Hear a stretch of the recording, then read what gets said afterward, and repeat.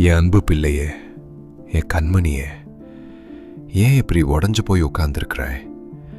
ஏன் உன் கண்கள் இவ்வளவு பாரமாக இருக்கின்றன? யாரிடமும் சொல்ல முடியாமல் ஒரு அறைக்குள் உன்னையே நீ பூட்டிக்கொண்டு, எப்போது விடியும், எப்போது என் கஷ்டங்கள் தீரும் என்று ஏங்கிக் கொண்டிருக்கிறாயே, இதோ உன் ஏக்கத்தின் பதிலாய் நான் உன்னை தேடி வந்திருக்கிறேன். இப்போது நீ இந்த வார்த்தைகளை கேட்டுக்கொண்டிருக்கும் போது, நான் உனக்கு எங்கோ வானத்தில் இருக்கும் எட்டாத கடவுள் கிடையாது. பிள்ளையே, நான் இப்போது உன் அருகிலேயே இருக்கிறேன்.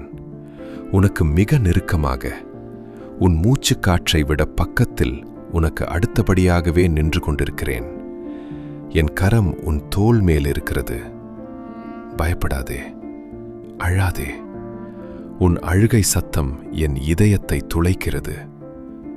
வா, என் மடியில் வந்து படுத்துக்கொள்.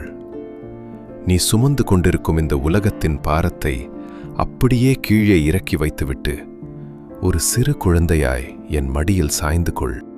உன்னை என் மார்போடு இறுக அணைத்துக் கொண்டேன். இங்கே யாருடைய தொந்தரவும் இல்லை. உன்னை காயப்படுத்தியவர்கள் யாரும் இங்கே இல்லை. உன்னை புரிந்து கொள்ளாத இந்த உலகத்தின் சத்தங்கள் இங்கே கேட்காது. என் மார்பின் சூட்டில் நீ ஒரு பாதுகாப்பை உணர்கிறாயா? என் இதயம் உனக்காக துடிப்பதை உன்னால் கேட்க முடிகிறதா? அழுதுவிடு பிள்ளையே. உன் பாரங்கள் அனைத்தும் இந்த கண்ணீரோடு கரைந்து போகட்டும். உன் ஒவ்வொரு சொட்டு கண்ணீரும் ஒரு முத்தாக மாறும் காலம் இதோ வந்துவிட்டது. உன்னை தூக்கி எறிந்தவர்கள் முன்னிலையிலேயே உன்னை ஒரு கோபுரமாக நான் உயர்த்துவேன். பிள்ளையே, நீ இத்தனை நாட்களாக எல்லோருக்கும் பலமாக இருக்க முயற்சித்தாய். ஆனால் உன் உள்ளம் எவ்வளவு சோர்ந்து போயிருக்கிறது என்பதை யாரும் அறியவில்லை. வெளியே சிரித்துக் கொண்டிருந்தாலும் உள்ளுக்குள் எத்தனை முறை உடைந்து போனாய் என்பதை நான் அறிவேன். பல நேரங்களில் உனக்கு தோன்றியது, என்னை யாராவது புரிந்து கொண்டால் போதும் என்று. ஆனால் இன்று நான் உன்னிடம் சொல்ல வருவது இதுதான். நான் உன்னை முழுமையாக அறிவேன். உன் வலியையும் அறிவேன். உன் பயத்தையும் அறிவேன். உன் எதிர்காலத்திற்கான கவலையையும் அறிவேன். அதனால்தான் இன்று உன் கையை பிடித்து நான் சொல்கிறேன், இனி பயப்படாதே. மகனே, மகளே, உன் பண கஷ்டங்கள், உன் வறுமை, உன் கடன் சுமைகள், இவை உன்னை ஒரு சிலந்தியைப் போல சுற்றி வளைத்திருப்பதை நான் பார்க்கிறேன். நாளை என்ன செய்வோம்? பிள்ளைகளுக்கு எப்படி வழிகாட்டுவோம்? மற்றவர்கள் முன்னால் தலை குனிய வேண்டுமே என்ற அந்த அவமானத்தின் பயம் உன் தூக்கத்தை திருடிவிட்டதல்லவா? இதோ பார், ஆகாயத்து பட்சிகளைப் பார். அவை விதைப்பதும் இல்லை, அறுப்பதும் இல்லை. அவற்றையே நான் காக்கிறேன் என்றால் என் உள்ளங்கையில் வரைந்திருக்கும் உன்னை நான் கைவிடுவேனா? நீ யாருக்காக கடன் வாங்கினாயோ அல்லது யாரிடம் கடன் வாங்கி தவிக்கிறாயோ அவர்களே ஆச்சரியப்படும்படி உன்னை நான் ஆசீர்வதிக்கப் போகிறேன். அடைக்கப்பட்ட வாசல்கள் அதிசயமாய் உன் முன்னே திறக்கும். நீ இழந்த அந்த நிம்மதியையும் கௌரவத்தையும் நான் உனக்கு திரும்பத் தருவேன். பிள்ளையே, பல நேரங்களில் நீ கணக்குகளை மட்டும் பார்த்தாய். ஆனால் நான் அற்புதங்களை தயாரித்துக் கொண்டிருந்தேன். நீ முடிந்துவிட்டது என்று நினைத்த இடத்தில் நான் ஒரு புதிய ஆரம்பத்தை உருவாக்கி கொண்டிருந்தேன். நீ பார்க்க முடியாத இடங்களில் உனக்காக வழிகள் திறக்கப்பட்டு கொண்டிருக்கின்றன. இப்போது அது தெரியாமல் இருக்கலாம். ஆனால் மிக விரைவில் நீ திரும்பி பார்த்து அந்த தாமதத்திற்கும் ஒரு காரணம் இருந்தது என்று சொல்லப் போகிறாய். நீ இன்று அனுபவிக்கும் இந்த உடல் வலி எனக்கு தெரியும்.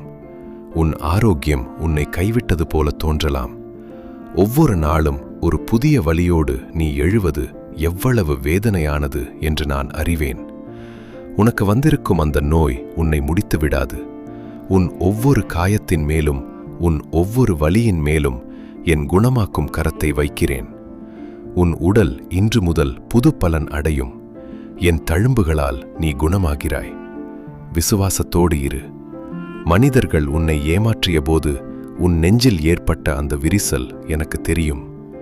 நீ யாரை நம்பி உன் முழு அன்பையும் கொட்டினாயோ அவர்களே உன்னை உதாசீனப்படுத்திய போது நீ ஒரு நடைப்பிணமாக மாறியதை நான் பார்த்தேன்.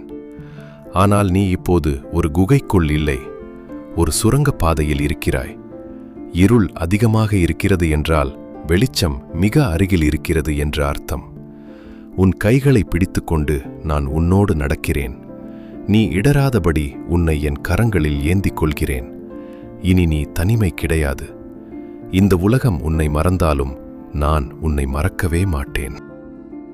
பிள்ளையே, பல இரவுகள் நீ தலையணையை நனைக்கும் அளவிற்கு அழுதிருக்கிறாய். ஆனா அந்த கண்ணீரில் ஒரு சொட்டும் வீணாகவில்லை. நீ யாரிடமும் சொல்லாததை கூட நான் கேட்டிருக்கிறேன். உன் இதயத்தின் அமைதியான ஜெபங்களுக்கும் நான் பதில் தருகிறேன். உன் மௌனம் இன்று கலையும், உன் ஏக்கங்கள் தீரும். இதுவரை நீ சிந்திய ஒவ்வொரு சொட்டு கண்ணீருக்கும் நான் கணக்கு வைத்திருக்கிறேன். ஒவ்வொன்றிற்கும் பதில் உண்டு. இன்று இந்த நிமிடம் உன் இதயத்திலிருந்த அந்த இறுக்கம் தளர்வதை நீ உணர்கிறாயா? உன் கண்களிலிருந்து வழியும் இந்த கண்ணீர் உனக்கு ஒரு விடுதலையை தருகிறதா? நாளை விடியும்போது ஒரு புதிய நம்பிக்கையோடு நீ கண் விழிப்பாய். உன் இல்லத்தில் மகிழ்ச்சியின் சத்தம் கேட்கும். உன் பிள்ளைகளின் வாழ்வு உயரும். நான் உனக்கு கொடுக்கும் சமாதானத்தை இந்த உலகத்தால் ஒருபோதும் தர முடியாது. இனி நீ அழுது அழுது உறங்க வேண்டிய அவசியமில்லை. என் மடியில் நிம்மதியாக ஒரு குழந்தையைப் போல தூங்கு. மிக விரைவில் ஒரு விசேஷமான ஆசீர்வாதம் உன்னை தேடி வரும். பிள்ளையே, இன்று நீ பார்க்கும் சூழ்நிலை உன் வாழ்க்கையின் இறுதி அத்தியாயம் அல்ல. இது ஒரு இடைவேளை மட்டுமே. நீ மூடப்பட்ட கதவுகளை மட்டுமே பார்க்கிறாய். ஆனால் நான் திறக்கப் போகும் கதவுகளை இன்னும் நீ பார்க்கவில்லை. நீ இழந்தவற்றை மட்டும் நினைக்கிறாய்.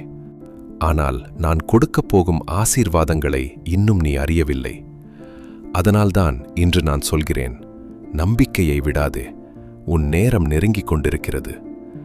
பிள்ளையே, நீ எத்தனையோ முறை மற்றவற்றுக்காக உன் விருப்பங்களை விட்டுக் கொடுத்திருக்கிறாய்.